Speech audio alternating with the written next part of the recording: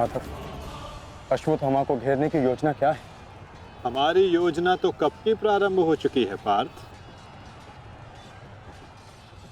क्या हुआ अश्वत्थामा? तुम्हारे पिताश्री कहाँ है? कहीं अपने काल को आता देख, कहीं छिप तो नहीं गए? धृष्टद्युम्न! ना आचार्य द्रोण किसी से भयभीत है और ना ही उनका पुत्र। आज अपने पिता के काल का काल मैं स्वयं बनूंगा।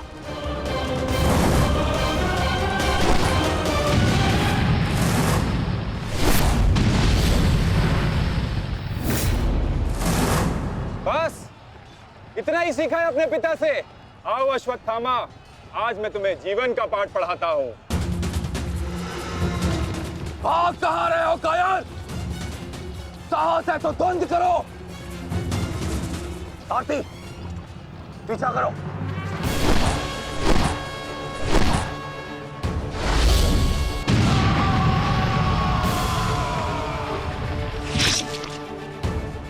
मित्र, अश्वत्थामा कहीं दिख नहीं रहा। कहीं वो शत्रु के घेरे में गिर ना जाए। तुम आचार्य द्रोण के पीछे जाओ, मैं अश्वत्थामा को खोजता हूँ। ठीक है मित्र। सारथी, चलो सत्यसेन।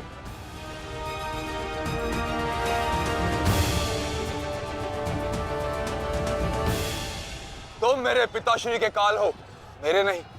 परंतु आज मैं तुम्हारा काल बनकर आया हूं। सावधान!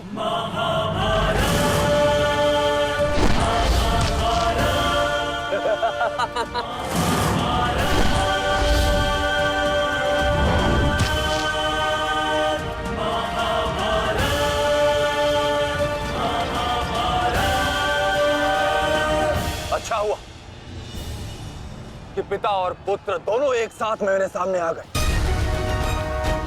आज तुम दोनों मेरे हाथों वीर गति को प्राप्त होगे।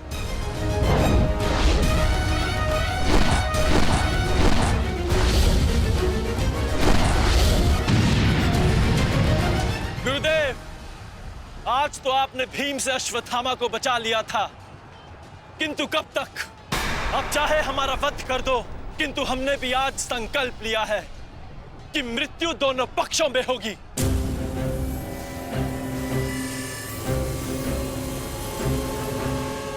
चलो सारथी, हमें वापस जाना है।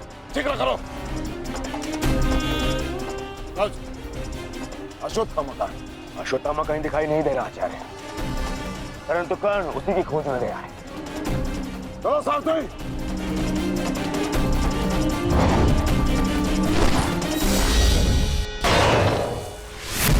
अब तुम्हारी सहायता के लिए ना कोई सैनिक है और ना कोई व्यू। अब तुम दोनों को मेरे हाथ से कौन बचाएगा? सावधान! अश्वत्थामा, तुम स्वयं व्यू में खड़े हो।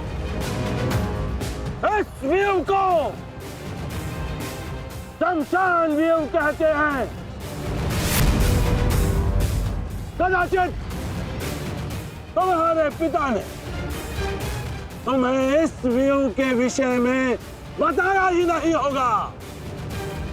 अपने चारों ओर देखो।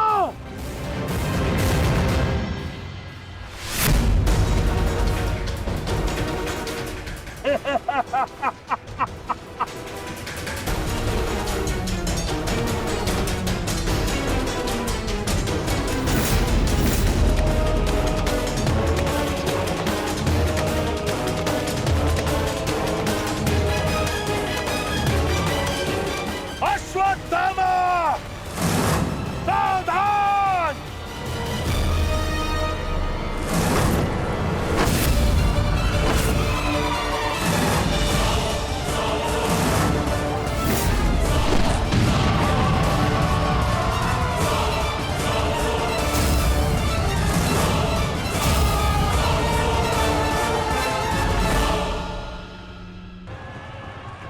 अश्वत्थामा, सावधान!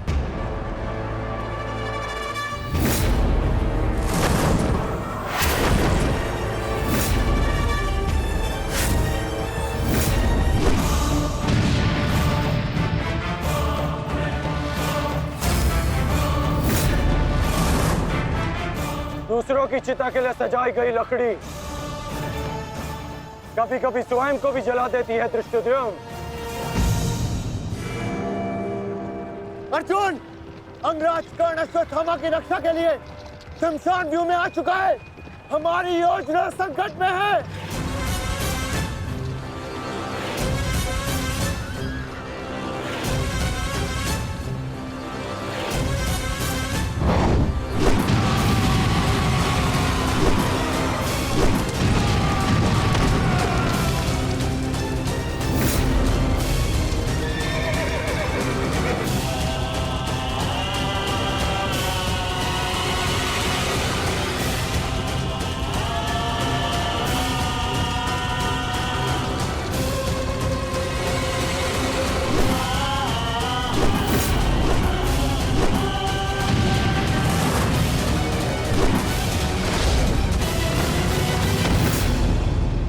अश्वत्थामा!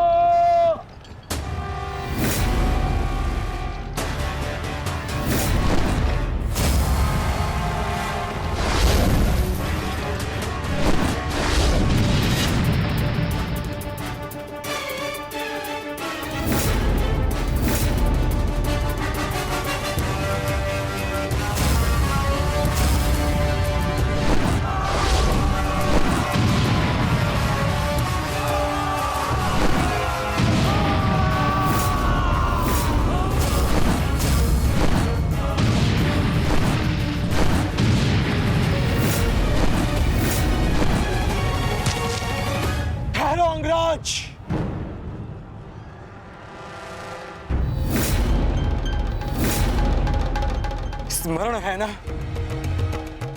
कि हमारा द्वंद्व का निर्णय आना अभी शेष है। मैं युद्ध का आह्वान देता हूं।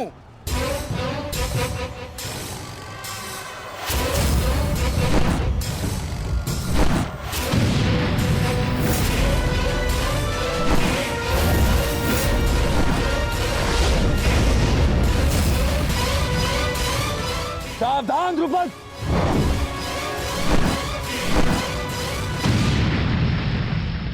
मेरा ही राज्य मुझसे ही छीनकर मुझे ही आधा राज्य भीख में दिया तुम्हारे पिता ने, और जिस आधे राज्य पर तुम शासन कर रहे हो वो मुझे स्वीकार नहीं है। इस अपमान का प्रतिशोध आज अवश्य लेकर रहूंगा। जो अपनी पुत्री का अपमान होने से न रोक सके वो अपने राज्य और अपने सम्मान की रक्षा क्या करेगा? तुम उस विषधर के समान हो जिसके विषदंत टूट चुके हैं। मेरी बात मानो और समर्पण कर दो, तुम्हारे प्राण बचे रहेंगे। प्राण तो अब तेरे नहीं बचेंगे।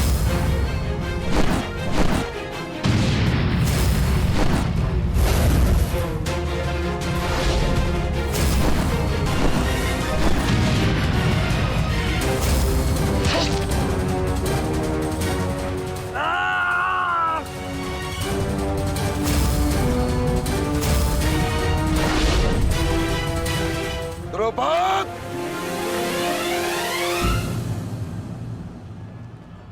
तुम्हारी शत्रुता केवल मेरे साथ है, उसका प्रतिकार तुम मेरे पुत्र से मत लो, अन्यथा अनर्थ हो जाएगा। तुम्हारी गुरु दक्षिणा में मिला हुआ मेरा आधा राज्य तुमने अपने पुत्र को दिया, तो तुम्हारी शत्रुता का मूल्य भी तुम्हारे पुत्र को ही चुकाना होगा। सावधान!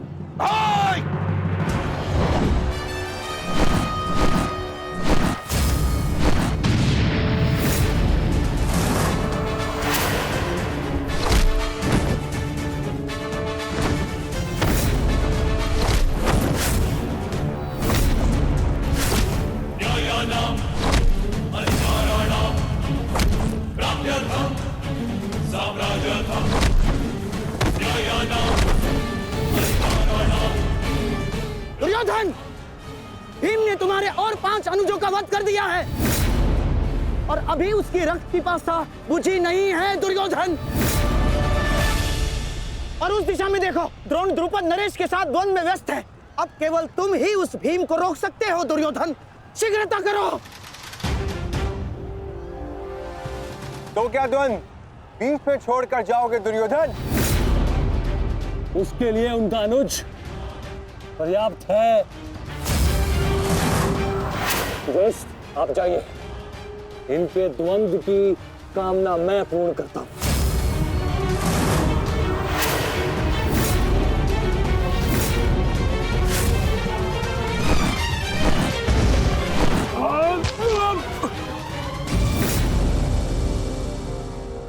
बार बार मुझे छोड़कर मेरे पिता पर वीरता क्यों दिखाते हो आचार्य?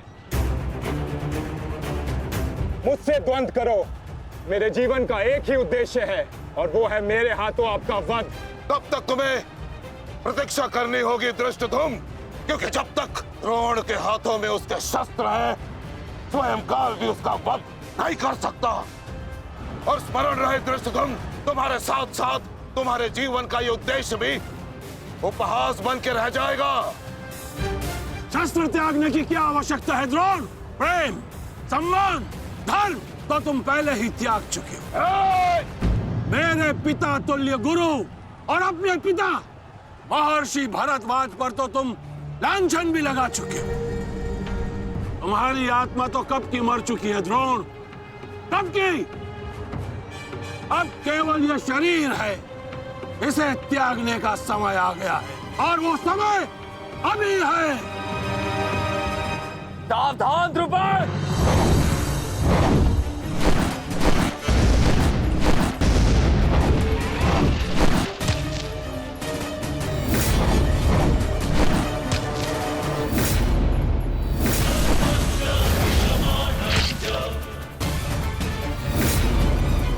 अश्वत्थामा!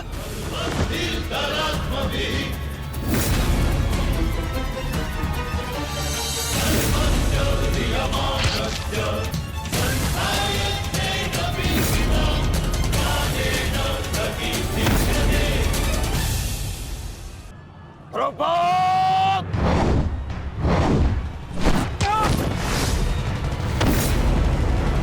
पिताश्री!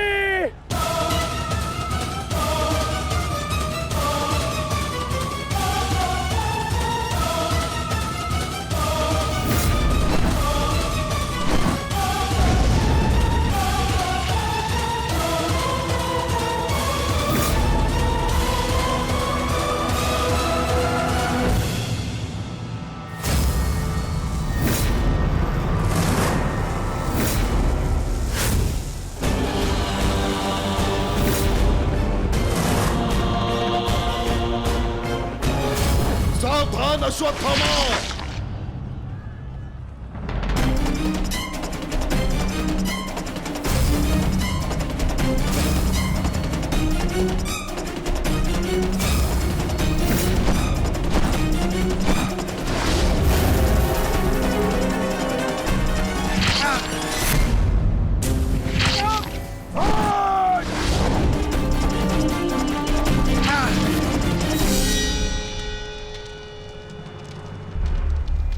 पिताश्री!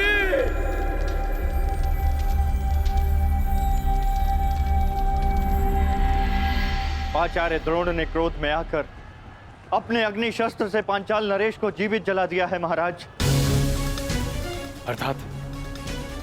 अर्थात आचार्य द्रोण ने अपना वचन पूर्ण किया, उन्होंने द्रुपद का वध कर ही दिया। तुम देखना संजय, तुम देखना संजय, एक दिन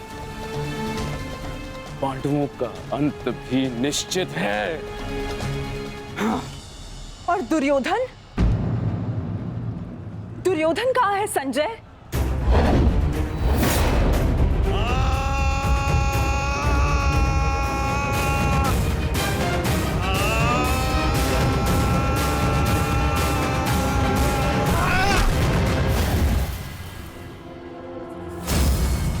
तुम्हें ज्ञात भी है, अब तक तुम्हारे 55 अनुजों का रक्त मैं अपनी गदा को पिला चुका हूं।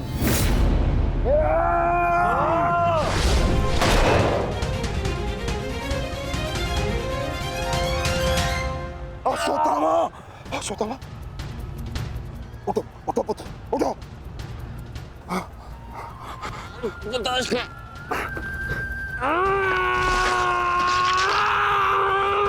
पुत्र पुत्र पुत्र, तुम बहुत अधिक चोटिल हो गए हो। तुम एक काम करो, तुम शिविर में जाओ, जाओ। नहीं पिताश्री, मैं कोई बालक नहीं हूँ पिताश्री जो इस चोट से हार जाऊंगा। एक योद्धा रणभूमि छोड़कर नहीं जाता पिताश्री। मेरी बात मानो, तुम्हें बहुत आवश्यक है वहां जाना। जाओ शिविर में जाओ, जाओ पुत्र, मेरी बात मान लो, जाओ जाओ पुत्र। अनर्थ कर दिया तुमने द्रोण, मुझे मेरे पिता की मुखाग्नि देने का अवसर भी नहीं दिया। अब तुम्हें आर्य भी मेरे हाथों से नहीं बचा सकते।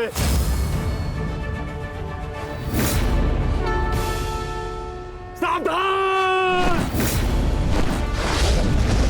मैं जानता हूं तुम एक वीर योद्धा हो, पर तुम बहुत अधिक चोटिल हो गए पुत्र। तुम इस अवस्था में युद्ध नहीं कर सकते, तुम्हें उपचार की आवश्यकता है। जाओ, तुम्हें मेरी शपथ है पुत्र, जाओ। जो आ गया पिताश्री।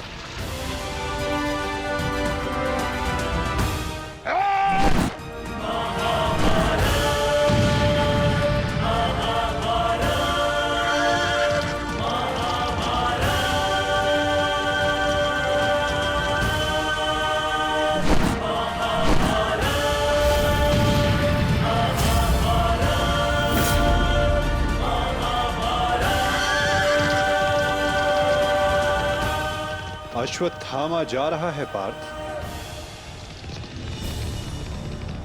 भीम और युधिष्ठिर को संकेत भेजो।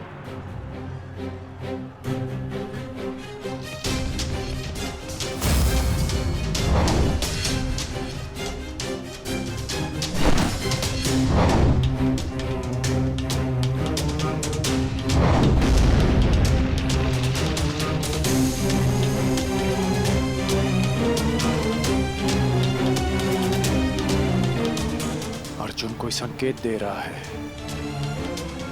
क्या योजना है माधव की?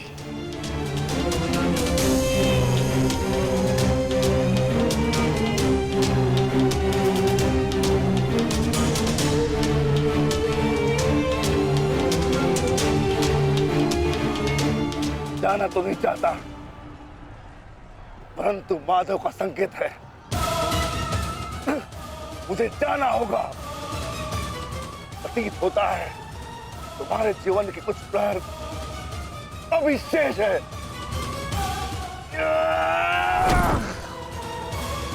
जाओ, जी लो।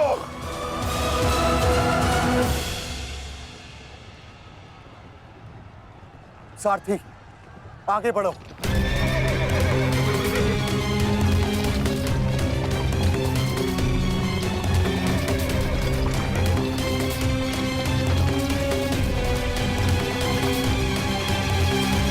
नहीं द्रोण, तुम्हें जाने की अनुमति नहीं है।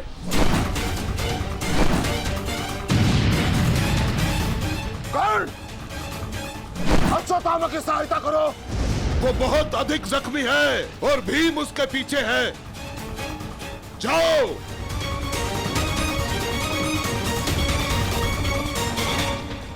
नहीं, मैं कर्ण को जाने नहीं दूंगा आचार्य।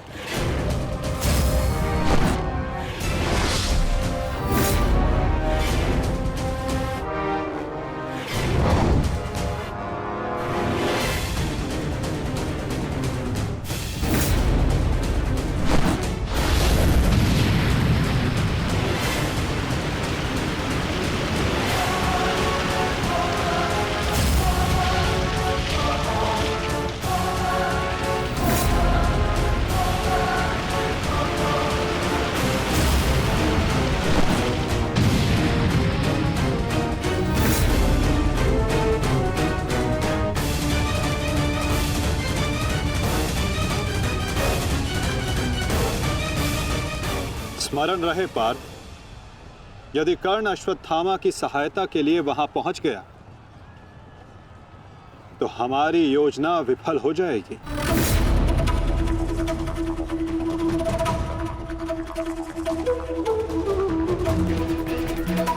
तुम्हें कर्ण को वहां तक पहुंचने से रोकना होगा पार्थ।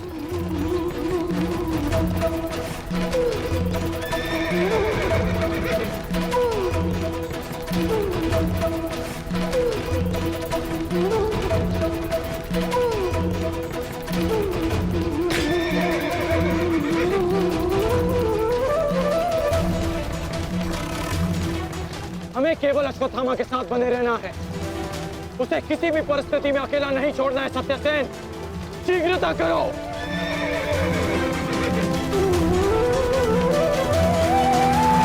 माधव, हमें कर्ण को रोकना होगा, अन्यथा हमारी योजना विफल हो जाएगी और आचार्य द्रोण का वध करना असंभव हो जाएगा।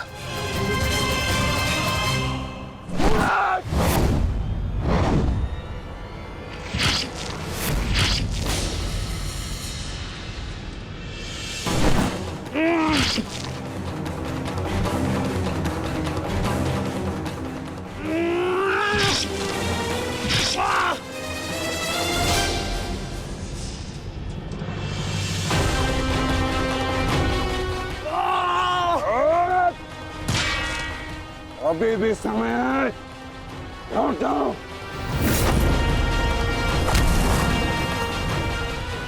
मैं तब तक यहां से नहीं लौटूंगा जब तक आपके प्राण नहीं ले लेता आचार्य।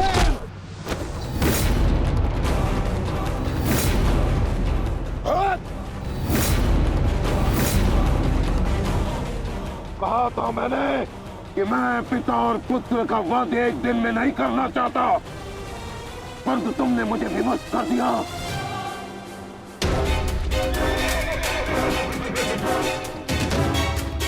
चलिए माता, कर्ण के पीछे चलिए। नहीं पार्थ, इस समय दृष्टद्युम्न को हमारी सहायता की आवश्यकता है और यहां से जाना हमारी योजना का भाग नहीं है। तुम आचार्य द्रोण के साथ युद्ध करो।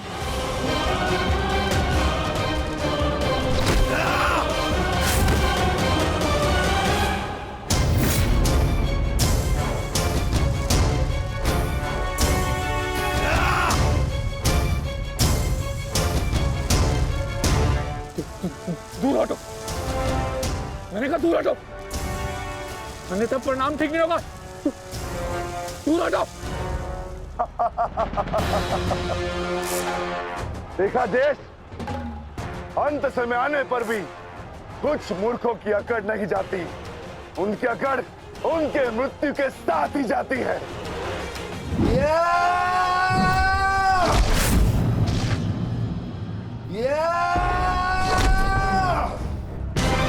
अश्वत्थामा! अब तुम्हारा अंत आ गया अश्वत्थामा। अश्वत्थामा!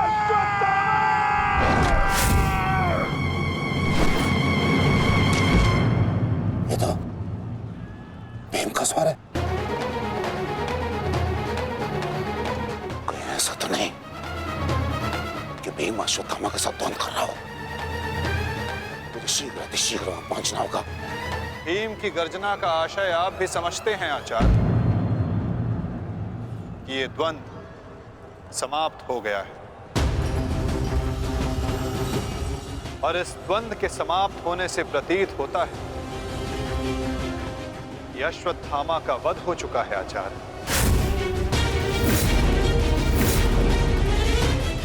असंभव, असंभव नहीं है माधव।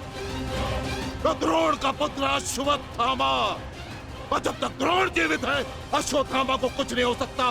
मेरा हृदय कहता है कि मेरा पुत्र जीवित है, कुछ नहीं हुआ उसे। और वैसे भी मुझे आपके बातों पे विश्वास नहीं है माधव। यही विचार पांडवों का भी था आचार्य कि युद्ध भूमि में उनके रहते हुए अभिमन्यु का वध नहीं हो सकता, उसकी मृत्यु नहीं हो सकती। परंतु ऐसा नहीं हुआ आचार्य। जब काल के रूप में जयद्रथ आ सकता है तो काल के रूप में विकोदर भीम भी आ सकते हैं। काल की गति को कोई नहीं रोक सकता आचार्य।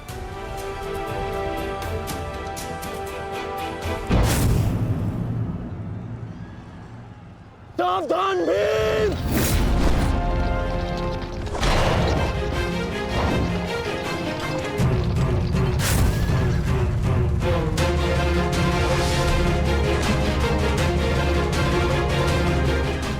अश्वत्थामा, अश्वत्थामा, तुम ठीक हो? तुम ठीक हो? हाँ अंगराज,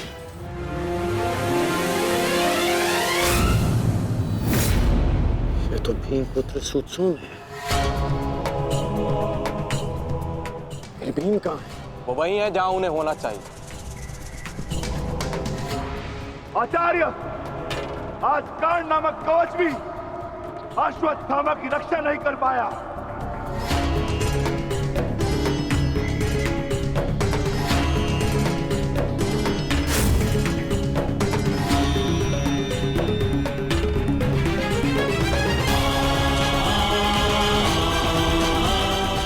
ये पांडवों की योजना है, मुझे आचार्य द्रोण से दूर रखने के लिए। अंगराज, आप कहना क्या चाहते हैं? क्या कहना चाहते हैं अंगराज?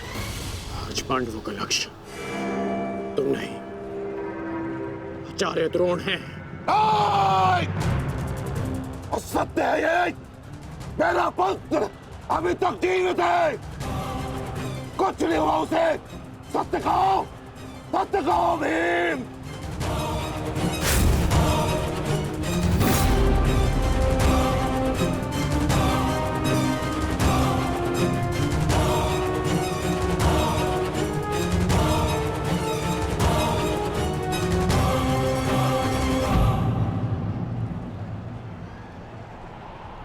धर्मराज,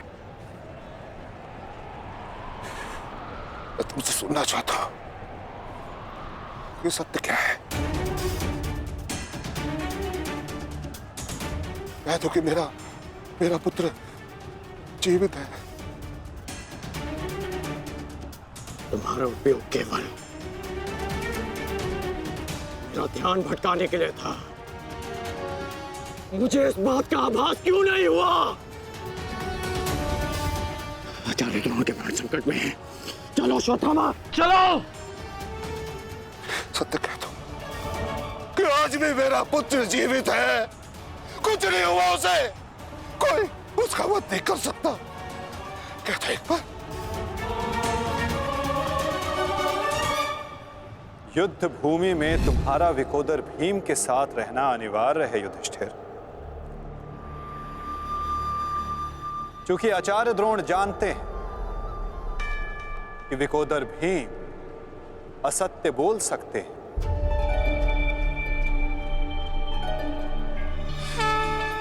किंतु धर्मराज युधिष्ठिर नहीं।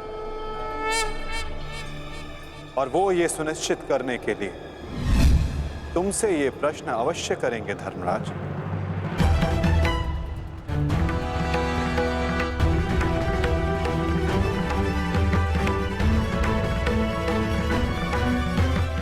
आप मेरे शत्रु हैं आचार्य, कौरवों के सेनापति।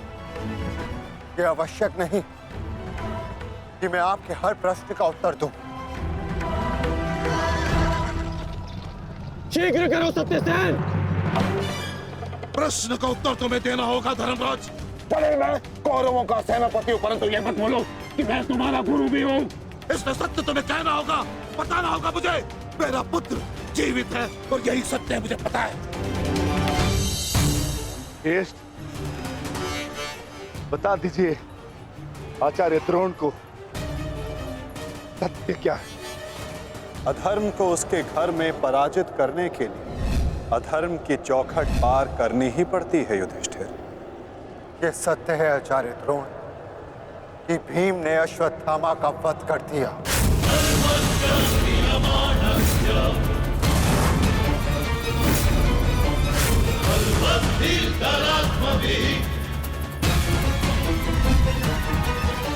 नहीं माधव, मैं असत्य नहीं कहूंगा। तुम्हें असत्य नहीं कहना है युधिष्ठिर। विकोदर भीम अश्वत्थामा नामक हाथी का वध करेंगे।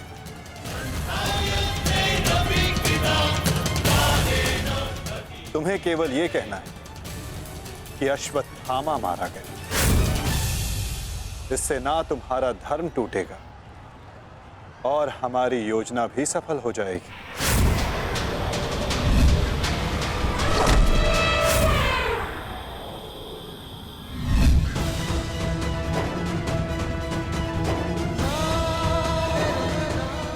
पुनः एक बार कह दो धर्मराज कि ये सत्य है।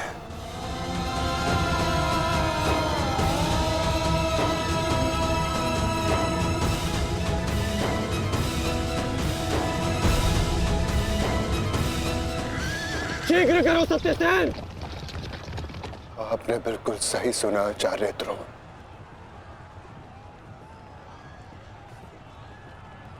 अश्वत्थामा मारा गया।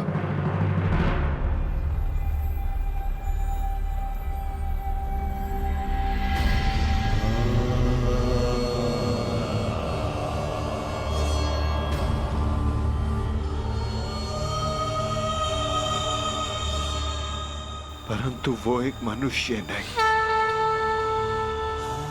एक हाथी था।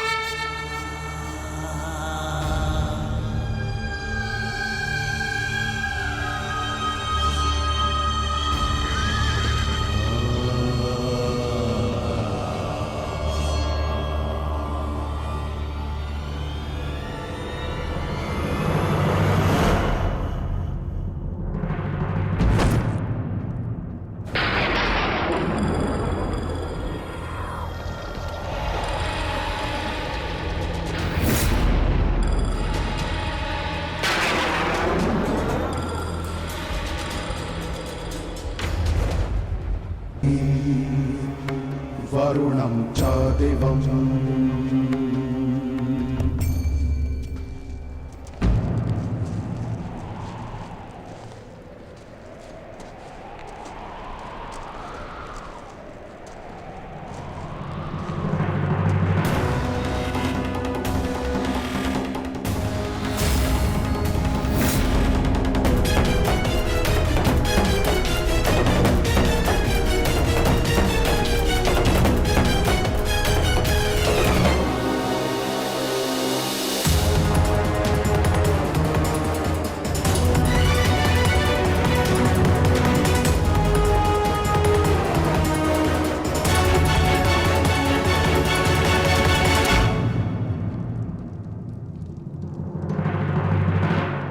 लोभी, कुटिल, छलिया, कपटी, महाविनाशी, ये सारी उपाधि इस दुर्योधन की थी। परंतु आज युधिष्ठिर तुमने मुझसे ये सारी उपाधियां छीन ली और अपनी बना ली। आज तुम इन सारी उपाधियों के सम्राट बन गए।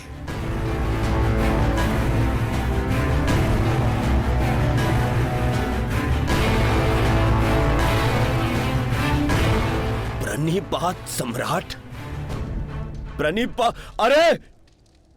अरे बोलो, सम्राट आए हैं। छल सम्राट युधिष्ठिर की जय बोलो, बोलो, छल सम्राट युधिष्ठिर की जय। परंतु सम्राट मुझे समझाइए, अब कौन सा कार्य शेष रह गया? आपने यहां आने का कष्ट कैसे किया सम्राट? अरे कहीं ऐसा तो नहीं कि लकड़बग्घे की तरह गुरु आचार्य द्रोण के शव पर भोज मनाने आए हैं आप?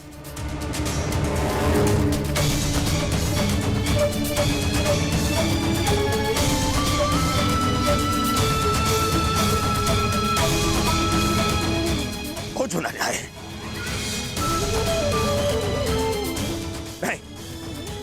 नहीं सम्राट, मैं क्षमा चाहूंगा, परंतु मैं इस बात की अनुमति नहीं दूंगा आपको। चले जाओ यहां से, अन्यथा मैं आप लोगों के शव पर उत्सव मनाऊंगा। चले जाओ। हम यहाँ युद्ध करने नहीं आए, अपने गुरु के अंतिम दर्शन करने आए हैं। इस समय मैं अर्जुन नहीं, अपने गुरु का शिष्य हूं। हम पांडु पुत्र होने के नाते नहीं, परंतु कुरुवंशी होने के नाते उनके अंतिम दर्शन करने आए हैं। नहीं! नहीं, तुम्हें इस युद्ध में विजय मिलेगी और ना ही अपने गुरु के दर्शन।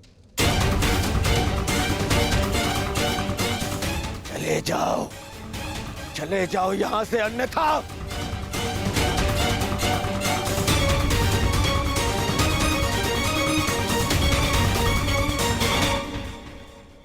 गुरु द्रोण के अंतिम दर्शन करने का अधिकार सबको है।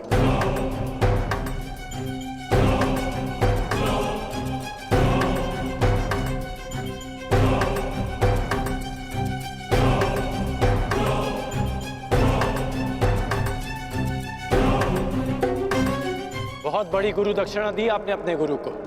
छल से मृत्यु दी तुमने अपने गुरु को। उन्होंने अनेकों दिव्यास्त्र सिखाए तुम सबको, परंतु विश्वासघात नामक अस्त्र का कोई उत्तर नहीं था उनके पास। धर्मराज, क्या उत्तर है आपके पास आपके छल का?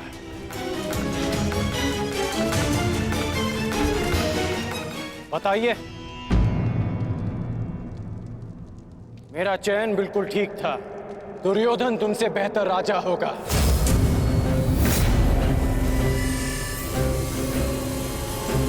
दुर्योधन की अनीतियों पर मैं क्रोधित हूं, परंतु तुम्हारी अनीतियों पर मुझे घृणा आती है।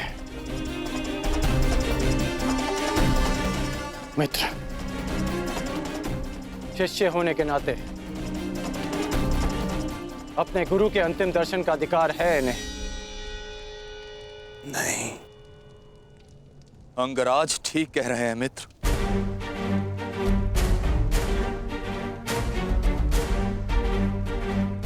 इन्हें अधिकार है। मेरे पिता ने जितना प्रेम अपने पुत्र को दिया, उतना किंचित अधिक इन पांडु पुत्रों को दिया।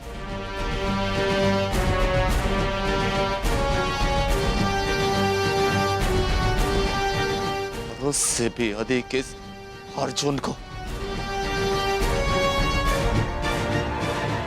एक पुत्र अपने पिता का ऋण चुकाता है, उसे जीवन देने का ऋण। मैं भी अपने पिता के दिए जीवन का ऋण चुकाऊंगा, और वो ऋण पांडवों को चुकाना होगा।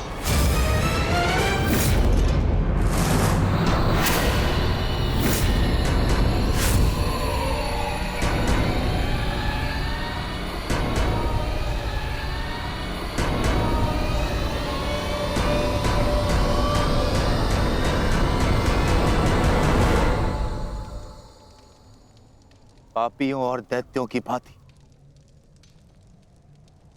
तुम लोगों ने विद्या पर लांछन लगाया है।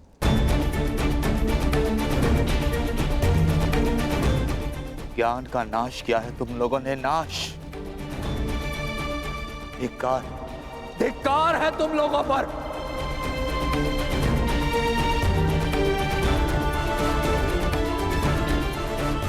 पांडव पुत्रों, जब तक मैं तुम्हारी मृत्यु अपनी आंखों से ना देख लूं,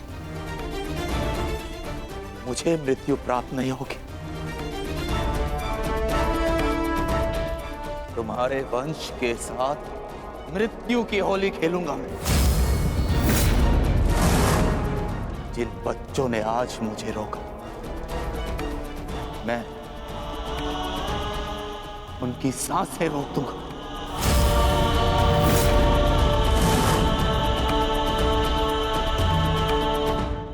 जिन बच्चों ने आज मुझे रोका,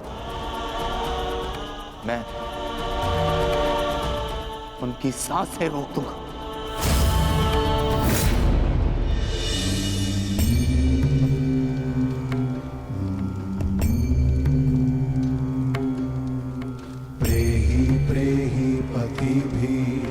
पूर्वेर्भिर्यत्र न पूर्वे पितरपर्युः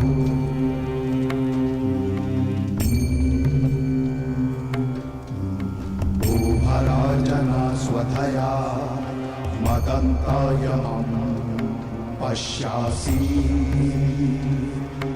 वरुणं च दिवम्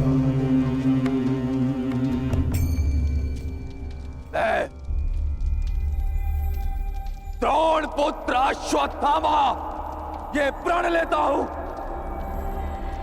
कि तुम्हारे संपूर्ण वंश को नष्ट कर दूंगा, नष्ट कर दूंगा, नष्ट कर दूंगा, नष्ट कर दूंगा, नष्ट कर दूंगा, नष्ट कर दूंगा।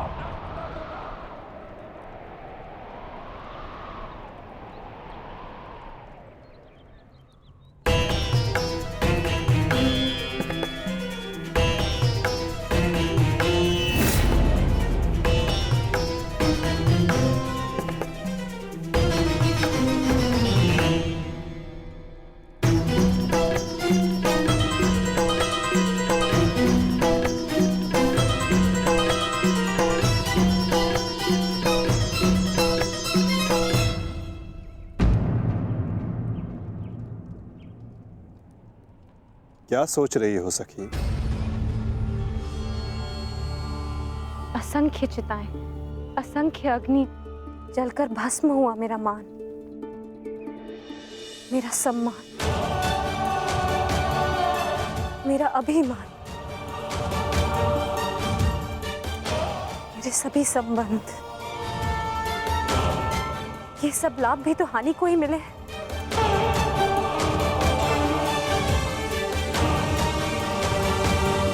वो देखिए माधव,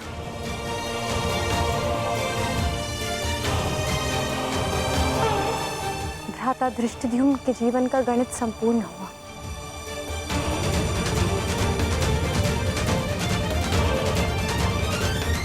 अब उनके जीवन का न्यून लाभ है। इस जटिल गणित में न केवल हानि और लाभ है सखी, इस गणित के अनेकों कोण भी हैं।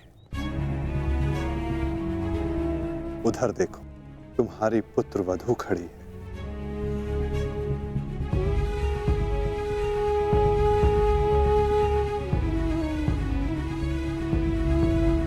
जो वस्त्र हरण तुम्हारे साथ हुआ, वो अन्य किसी स्त्री के साथ ना हो, उसकी लज्जा का रक्षण हो सके,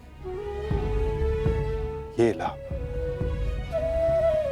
संसार में शोषण करने वालों को पर्याप्त दंड मिल सके सखी, ये लाभ। आने वाली पीढ़ियों को ज्ञात रहे कि स्त्री का मान भंग करना, उसका शोषण करना मानव हत्या से भी अधिक दंडनीय अपराध है, ये लाभ। और ऐसे लाभ के लिए बलिदान अनिवार्य है सखी, और ऐसे बलिदान देने की क्षमता सब में नहीं होती सखी।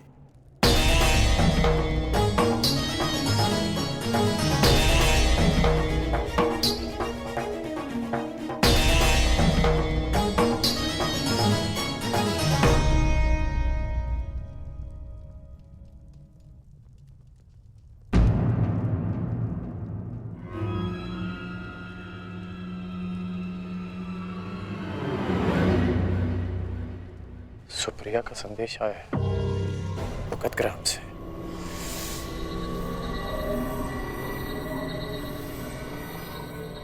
वो मृत्यु शैया पर है।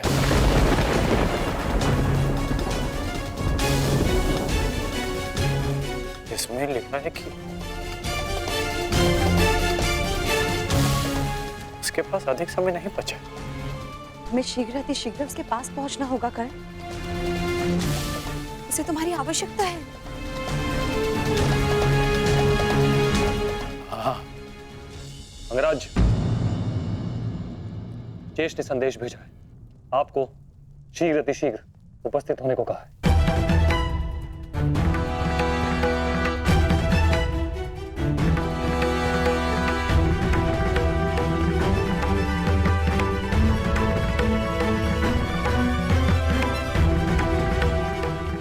मुझे जाना होगा,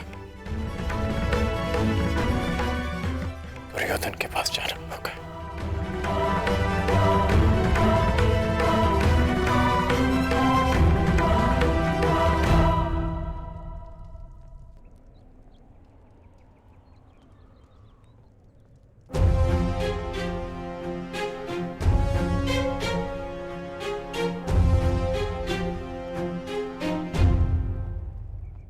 अनेक दिनों से मेरा हृदय ही नहीं, मेरा मन भी जो चाहता था, आज वो पूर्ण होने जा रहा है। दुर्योधन की पताका और हस्तिनापुर का ध्वज दोनों ही अब बलशाली होने जा रहे हैं।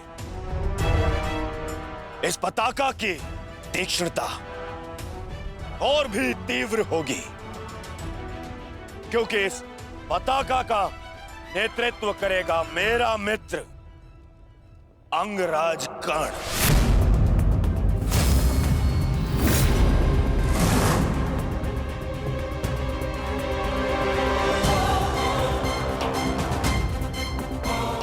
मित्र, आज से मैं निश्चिंत हो गया। मुझे पूर्ण विश्वास है कि तुम्हारे नेतृत्व में इस युद्ध में विजय हमारी ही होगी। आज से हमारी सेना के सेनापति हो तुम।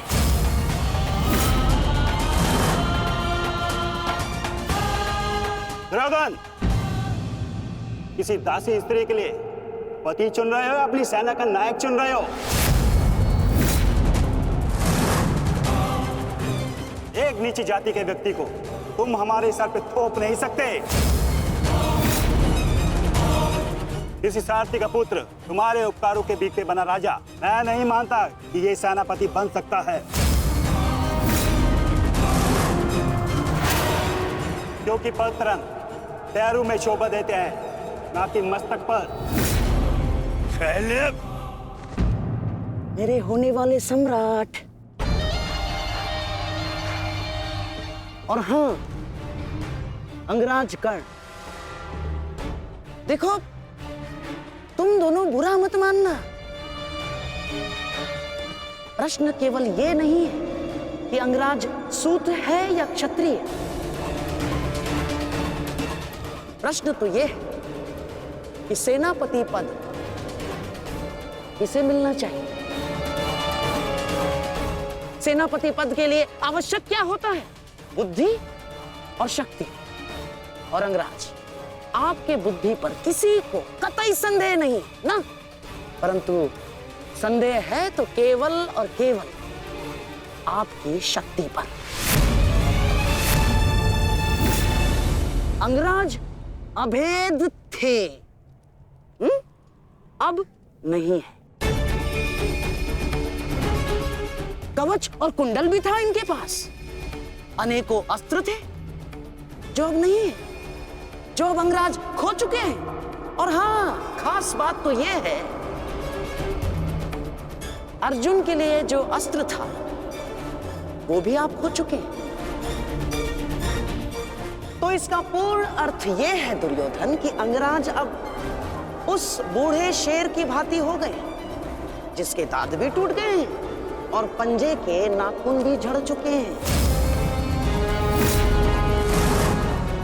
और ऐसे शेर के साथ चूहे भी व्यंग करते हैं। अब महाराज शल्य को देखो, इनकी शक्ति और भव्य सेना की सहायता से हम विजय प्राप्त कर सकते हैं। अब यदि अंगराज आपके परम मित्र हैं तो वो भी इस बात को मानेंगे, हैं? क्यों अंगराज? अमश्री, मुझे कर्ण की मित्रता पर कोई संदेह नहीं है। जिसने अपना सबसे महत्वपूर्ण शस्त्र मेरी सुरक्षा के लिए उपयोग कर लिया, और ना ही उसके शौर्य पर। संदेह तो मुझे शैल्य पर है, क्योंकि कायरों के भांति रण छोड़कर भागना सबसे पहले इन्हें आता है। एक नहीं दो बार अवसर मिला इन्हें, पर इन्होंने क्या किया? रण छोड़कर भाग गए। एक ऐसे चूहे की तरह जो केवल शेर की दहाड़ सुनकर ही भाग जाता है, भाग जाता है। इस चूहे को मैं ना तो अपनी सेना का सेनापति बनाऊं और ना ही अपनी दासियों का पति। मूर्ख हो मूर्ख, तुम दोनों मूर्ख हो। एक मूर्ख का सम्राट और एक मूर्ख का सेनापति। तुम दोनों मूर्खों को लगता है पांडवों पे विजय पाओगे? बस मद्रराज,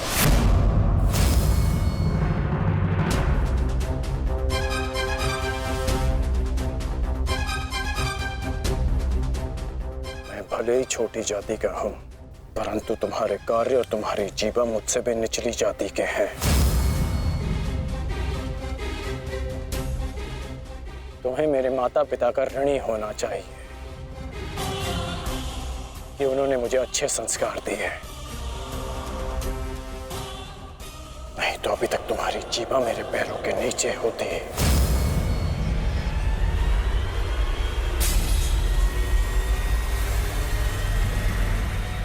अब एक और शब्द अपनी जीवा से निकाला तो मैं अपने सारे संस्कार भूल जाऊंगा और ये भी भूल जाऊंगा कि हम दोनों एक ही पक्ष में हैं।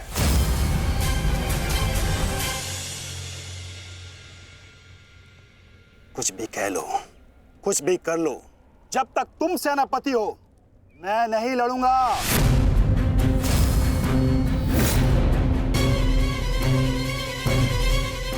कायर, पीठ दिखाकर भाग रहा है। भूल गया अपने वचन, अपने प्रण कि भेज दूं तुम्हारे राज्य में यह संदेश कि उनका राजा न केवल भगोड़ा है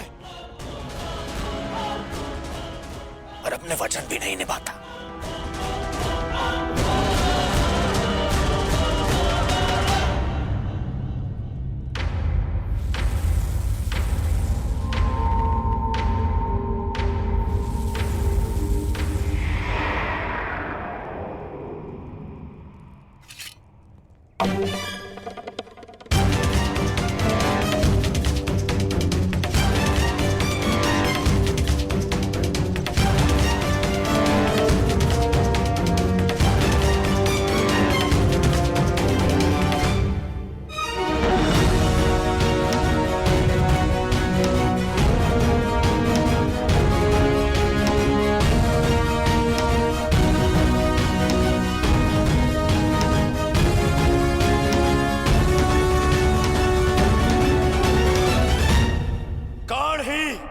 सेना का नेतृत्व करेगा।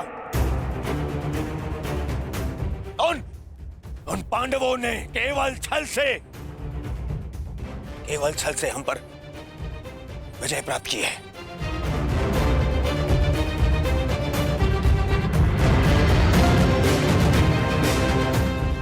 कर्ण मेरा कवच है, मेरा विश्वास है।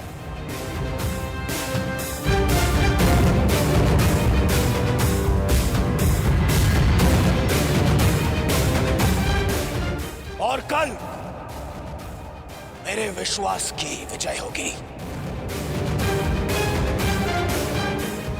मेरे सामर्थ्य की विजय होगी और मेरे शत्रु के छल की पराजय।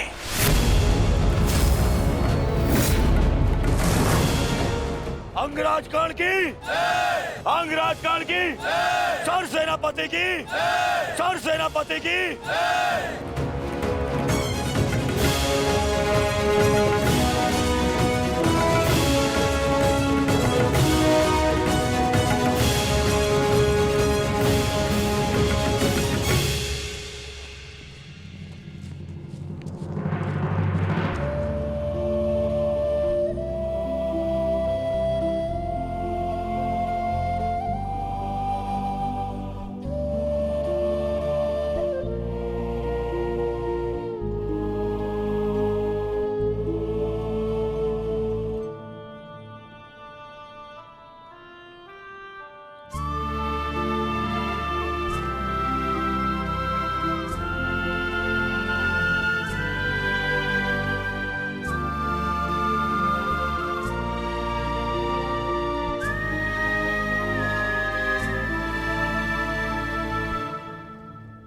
कर्ण, तो तुम नहीं जा रहे हो?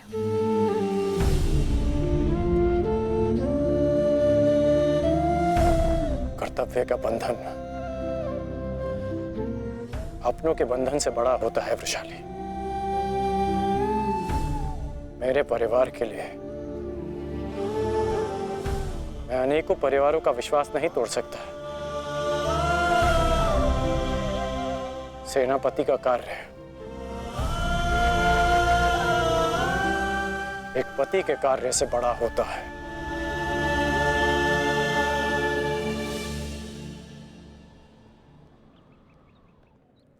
दुर्योधन को, इस सेना को मेरी आवश्यकता है। मैं अपने कर्तव्य से पीछे नहीं हट सकता।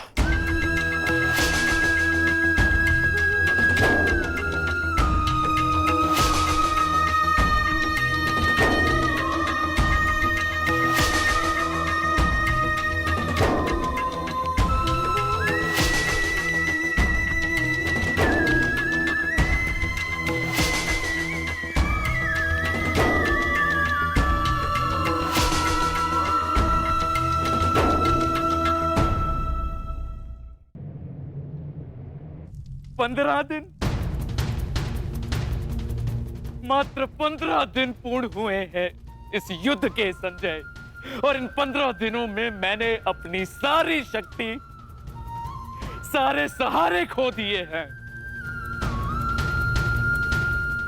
ताचरी शरशैया पर आचार्य द्रोण की निर्दयता से हत्या कर दी गई, और मैंने अपने 90 पुत्रों को खोया है।